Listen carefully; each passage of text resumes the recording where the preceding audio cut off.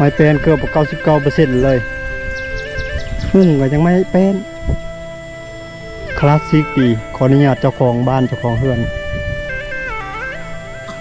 กระเบื้องไทยปิดลงมาทั้งพุ่นเนาะนี่เป็นวันที่เบื้องเล่าไม่บุกแล้วไม่ไร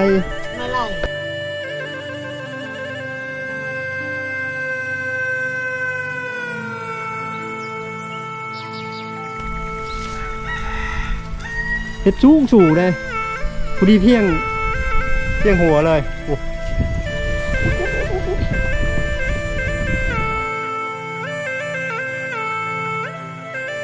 เดินทางฮอดหมู่บ้านหน้าห้าง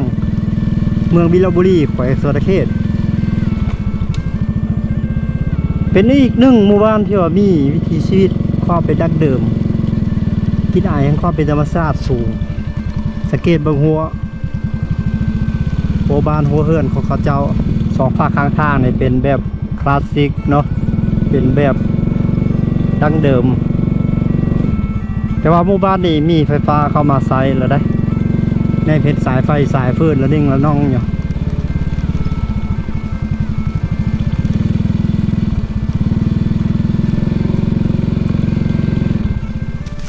อันนี้บนห้อยคงเครื่องทงของ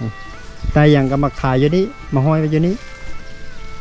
เป็นหมู่บ้านของพี่น้องชนเผ่าบลูโรงเรียนถือว่ามีตั้งแต่ป .1 ฮอดป .5 ทักทายสบายดีสวัสดีอีกเท่านึงเด้อทุกคนเด้อจะพาบึ้งเพราะเหือนหลังนี้ขออนุญาตราคาเพิ่นมุงเป็นเหือนแป้นราคาเราเข้าดิป้ามุงแปนคลาสสิกดั้งเดิมมุงแปนแล้วก็เฮ็ดด้วยแปนทางลุงก็จะเป็นเฮ็ดเป็นคอกหมูส่วนหลายเขาจะมาเฮ็ดคอกหมูตามเห็นหลายๆหมู่บ้านนะโคกตำเข้าด้วยมือคือว่าตัวนี้คือสีเศร้าต่ำแล้วมีแต่พวกมีอย่างขึ้นเลยหน้าบ้านของเพิ่นนะกองห่มต้นไม้จากต้นอย่างนี้ต้นไม้แต่ต้นมุ่งคักแน่ได้แนวสร้างพอได้คุคือสำหรับผู้ที่ว่าบ่ได้ปั๊มบ่ได้โป่งก็เอาคุได้ตักได้เห็นบ่ใส่หมักรอเนี่ยดีเด้ดึงขึ้นดึงลงโอ้ยลงก็มีอีกอันหนึ่งนะพอดีผู้ที่มีปั๊มเนี่ยเอาลงปั๊มขึ้นมา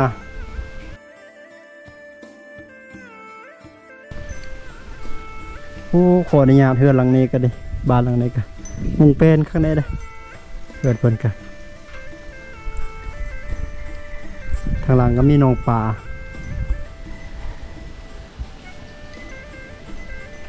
วัดบ่มีเดี๋ยวเพราะว่าเขาเจ้านับถือผีพี่น้อยโอ้หลังคามุงเป็นยังดีได้เราเขายุงเขาของเขาเจ้าเนี่ยมุงเป็นเฮ็ดดูเป็นคักเนี่ยยิงงัว3 ตัวปล่อยให้กินหญ้าอยู่ในนี่นกมันกินขออนุญาตเฮือนหลังนี้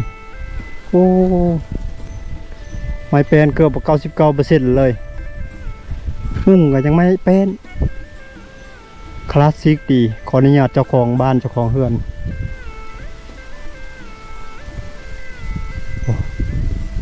โอ้ไฟฟ้าเพิ่นกับบ่ได้เอาเข้าได้บ้านหลังนี้ได้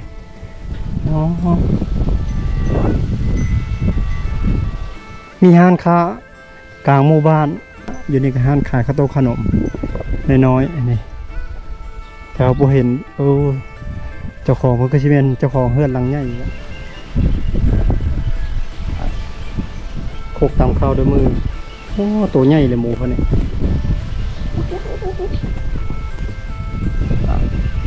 โอ้หมดตีงเลย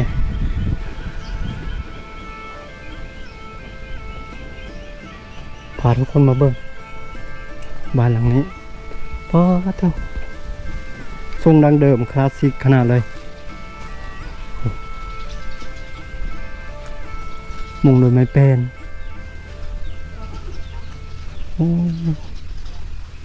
เป็นขั้วขมุงเดินเป็นเลยทุกคนเลย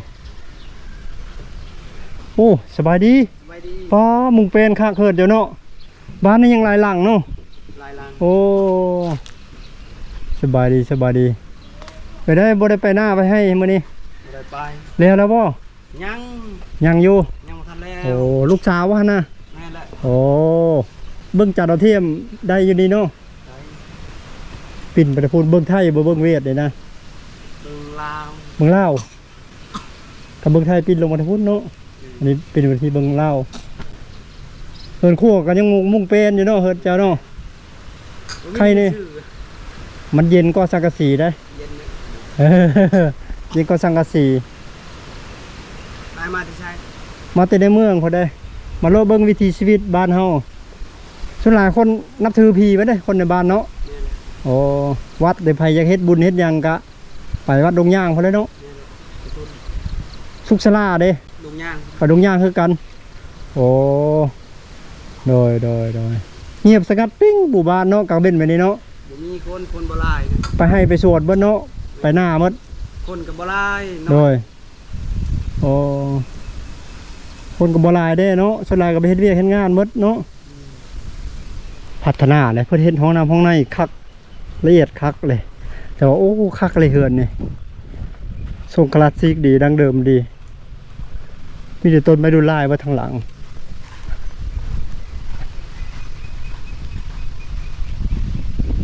เปิดบ้านมันสะอาดงามตาคัก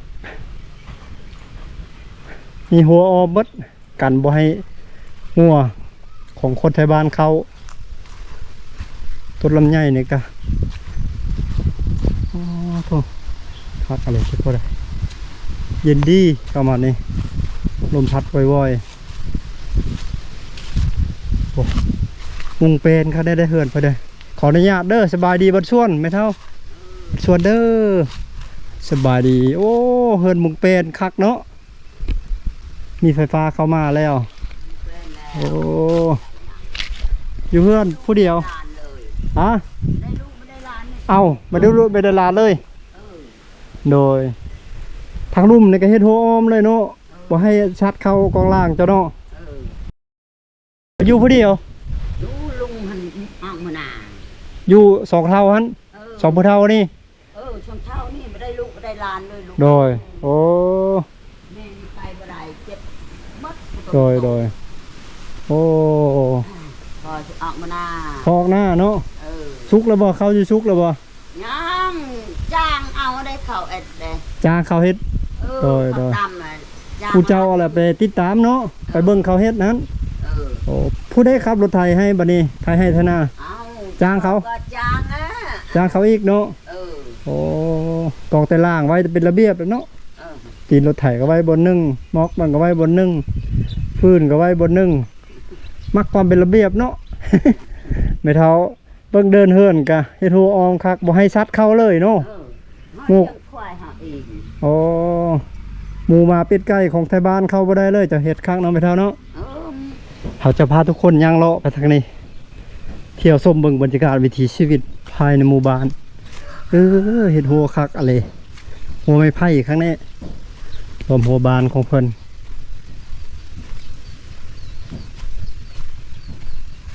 เราเข้า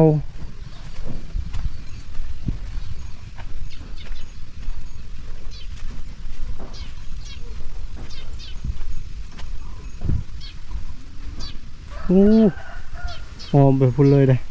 โอ้ประเทศไปล็อกคักอะไรทุกคนเลย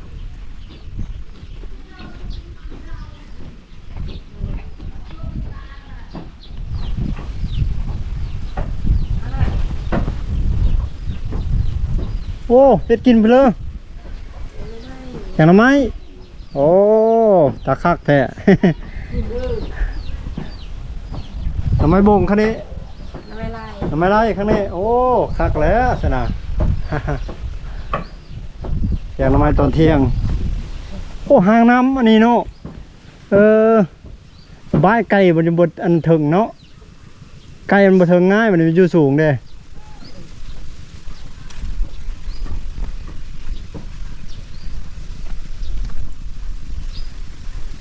โอ้คักอะไร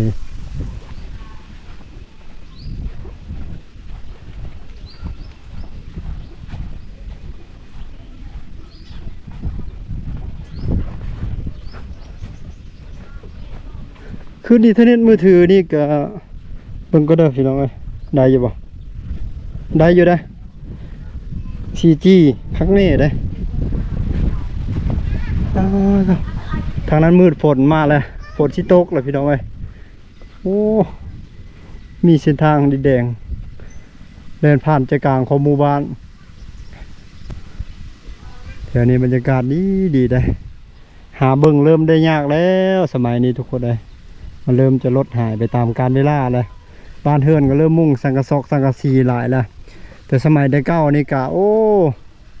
มีแต่มุ่งแปลนมุ่งหญ้ามาแล้วเฮือนแต่เก่าเนาะสบายดีแม่เอ็ดเพลอนี่แกงไม่กินนี่แหละแกงทำไมไม่บุงนะไม่ไรไม่ไล่มาไรคักๆเลยแกงใส่ยานางคักๆผักกระแยงเขายังไม่ได้ในบ้านนี่นะบ่มีเนาะบ่มีกินแต่หน้าพล่างพามาเฮอโอ้ดีไม่ได้ขัดเคียดหน้าพาไปล่างได้เนาะเลือดแต่คุณนะโดยมากับมะม่วงเนาะไปเห็นคนเนาะมิชลี่อยู่เนาะเขาลูกเกี่ยวเข้ามาเนาะไปให้ไปหน้ามันโดยตัวจุดห่อกระจายข้าวของหมู่บ้านอันนี้นะมีเรียกมีงานอย่างกะมีข้าวอย่างกะมาติดอยู่ในนี้ทางล่างทางการทางคันทึ่งลงมามีเรียกอย่างปลายโปสเตอร์อย่างนี้บ่เขาจะเอามาติดเป็นแถวอยู่แถวนี้อันนี้กระตู้ประกอบคำคิดคำเห็นนี่โอ้แตกแล้วเนาะแตกแล้วสุกใส่เด็กน้อยเฮ็ดอะไรโอ้บรรยากาศทางนี้ยังคักเนาะคักลาย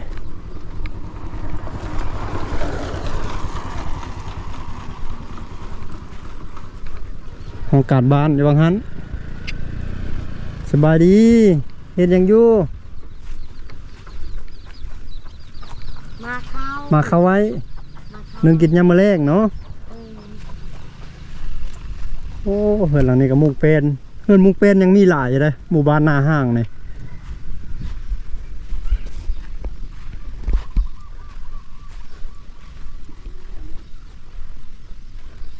รถไถแกเฟืองมาบ่ฮู้ว่าสิเฮ็ดหยังให้สัตว์กินบ่หรือว่าสิปลูกเฮ็ดปลูกหยังเด้เนาะหรือสิมาเฮ็ดฝุ่นพักบ่จะได้ชิย่างเลาะกันนะพุ่นถักโซนบ้านก็ยังเงาไปพุ่นอยู่ได้บ้านในเรียบตามทางเดี๋ยวจะค่อยๆเลาะไป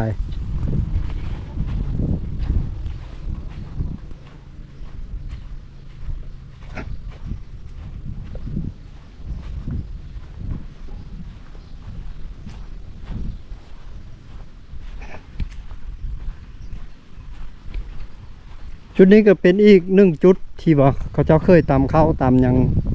หลายอยู่นี่เห็นบอกสังเกตเห็นโคกผลความไวแหละเฮ็ดพี่เลยอยู่โดยเฮ็ดกินพอดอกกระปางระเบิดแต่สมัยสงครามทุกคนเลยยังลงเหลือไว้ปลูกพริกปลูกเขืออยู่ปลูกหอมต้นใส่น้ำอันนี้หอมหนามนี่หอมปีภาษาบ้านค่อยเอิ้นหอมปีเฮ็ดสูงเลยพอดีเพียงหัวเลยโอ้กันบ่ให้หมูดุดกันหมูกันใกล้เฮ็ดกินตอนเที่ยงอันนี้เพิ่นปลูกอย่างนี้ครับวานนี่แหละฝากทางเมื่อนั้นกะมีอีกล็อกเบื้องหนึ่งเนาะเดินบ้านหญ้าเขียวกุ๊บอยู่ได้เพิ่นขายมักเพชรโอ้อันนี้มักโทฟูนี่โทฟูขายหอยเนาะโอ้มักโทฟูนะมักเขือนี่โทฟูมาลิ้นไม้ลิ้นหมาบะหุ่งบะละกอมันโอ้มักพร้าวมักทั่วครบเลยโอ้สบายลิ้นเนาะบัดนี้สัญญาณเน็ตแห้งแล้ววิถีชีวิตหรือวัฒนธรรมบรรยากาศกลางหมู่บ้านเงียบสงบดีเลยวิทย์จากหมู่บ้านนี้เขาจะเดินทางไปต่อยังหมู่บ้านนาเนาะเดินทางเข้าไปจุดสุ่มไปเลยเขาเป็นจังใดบรรยากาศอยู่ในจุดสุ่มหลายปีแล้วไม่ได้ไปมื้อนี้เขาจะไปพาทุกคนไปตามติดวิถีชีวิต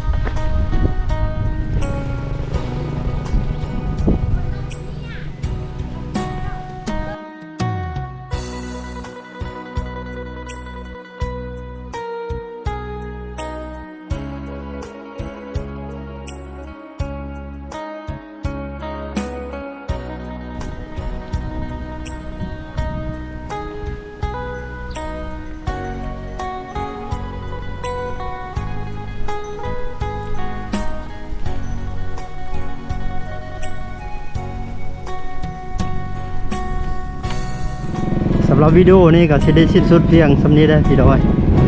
บรรยากาศหมู่บ้านที่เป็นประมาณนี้เนาะเอาสิเดินทางยาวๆกันเลยและลัดออกเสถาโมกกลับไปทางพุนละติดตามเส้นทางการเดินทางของบรรลัดได้ในคลิปถัดไปสำหรับคลิปวิดีโอนี้ลาทุกคนไปก่อนสบายบายบาย